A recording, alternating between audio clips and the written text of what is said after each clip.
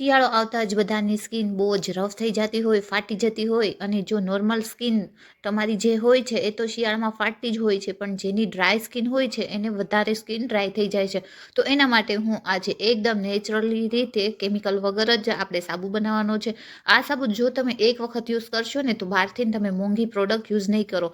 અને આ સાબુનો ફાયદો એ છે કે આ સાબુથી નહાયા પછી તમારે લોશન, મોઇશ્ચરાઇઝર કે પછી કોઈ પણ ક્રીમ લગાવવાની જરૂર નહીં પડે. તે મારી ગેરંટી છે. એક વખત ચોક્કસથી આ સાબુ બનાવીને ટ્રાય કરશો ને તો બધા જ સાબુ અને બધી જ લોશન પ્રોડક્ટ બધું બંધ કરી અને આ એકદમ કેમિકલ વગરનો સાબુ બનાવી અને બાળકોથી લઈ મોટા સુધી બધા જ આ સાબુથી નાહી શકે છે. તમે જોઈ શકો છો રિઝલ્ટ તમારી સામે જ છે. એકદમ સોફ્ટ, શાઇનિંગ અને મોઇશ્ચરાઇઝર સ્કિન થઈ જાય છે. એક વખત ચોક્કસથી આ સાબુ બનાવીને ટ્રાય કરજો અને ચોક્કસથી કમેન્ટ કરજો કે તમે મારા વિડીયો ક્યાંથી જોઈ રહ્યા છો અને તમે પહેલી વખત મારી ચેનલ પર આવ્યા છો અને હજુ સુધી મારી ચેનલને સબસ્ક્રાઇબ નથી કરી તો પ્લીઝ મારી ચેનલને સબસ્ક્રાઇબ કરી દેજો.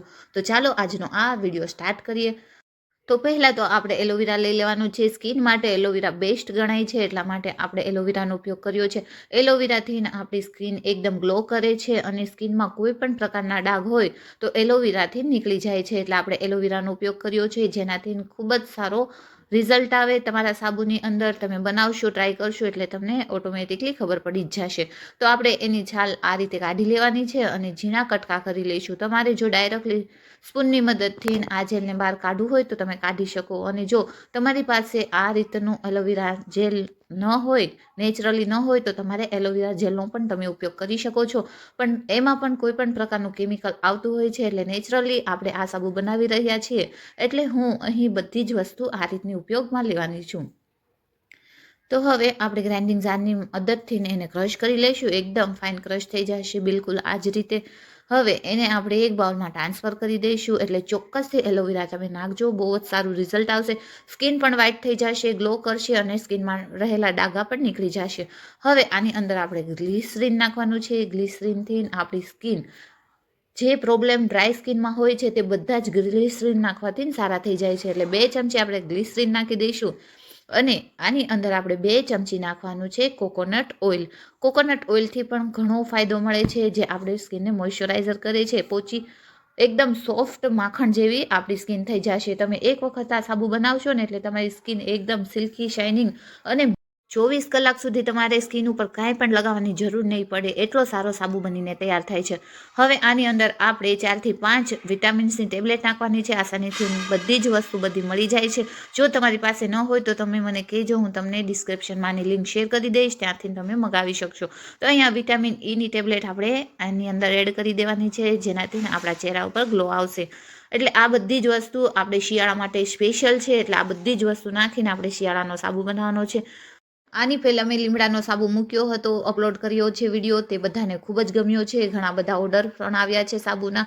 અને જો તમારે પણ આ સાબુ અથવા લીમડાના સાબુનો ઓર્ડર આપવો હોય તો તમે મને કમેન્ટ કરી શકો છો. હું તમને શિપિંગ દ્વારા તમારા ઘર સુધી કુરિયરથી મોકલાવી દઈશ. હવે આપણે 500 ગ્રામ સાબુ બેઝ લેવાનો છે. ઉકળતા પાણીની અંદર તપેલી મૂકી અને એની અંદર આપણે સાબુ બેઝ નાખી દેવાનો છે. સાબુ બેઝ જ્યાં સુધી ના પીગળે ત્યાં સુધી આપણે એને બોઇલ કરવાનું છે, જેમ કે પકાવવાનું છે. એટલે આસાનીથી પાણી જેવું પીગળી જશે. જો તમારે સાબુ બેઝ જોતો હોય તો મારી ત્યાંથી મળી જશે, તમે કમેન્ટ કરશો એટલે તમારા ઘર સુધી કુરિયર થઈ જશે. એટલે સારો એવો સાબુ બેઝ લેવાનો છે, એટલે આપણો સાબુ સારો બનશે. 5 જ મિનિટની અંદર સાબુ બેઝ ઓગળી જાય છે. હવે આપણે એને ગેસ પરથી ઉતારી લેવાનો છે. 2 થી 3 મિનિટ માટે એને ઠંડુ કરી દઈશું. હવે આની અંદર આપણે એડ કરવાનું છે જે મિશ્રણ તૈયાર કર્યું છે તે. પણ ખાસ વાત અહીંયા આપણે મેઝરમેન્ટ ખાસ તમારે ધ્યાન રાખવાનું છે. નોર્મલી આપણે ઘરની વાટકી છે તેના આપણે મિશ્રણ અડધી વાટકી જેટલું તૈયાર કર્યું છે. જો આનાથી વધારે મિશ્રણ તૈયાર થઈ જશે તો તમારો સાબુ જામશે નહીં અને સાબુ જામે નહીં એટલે પીગળવા કરે છે, એટલે તે મજા નહીં આવે. એટલે આ સાબુ બનાવવા માટે મેઝરમેન્ટ રાખવું ખૂબ જ જરૂરી છે. હવે આની અંદર આપણે ગુલાબની દેશી પાંદડીઓ એડ કરી દઈશું, જેનાથી સાબુમાં સ્મેલ પણ સારી આવે અને સ્કિન માટે ગુલાબ એકદમ બેસ્ટ માનાય છે. એટલે આપણે આની અંદર ગુલાબની પાંદડીઓ એડ કરી દઈશું.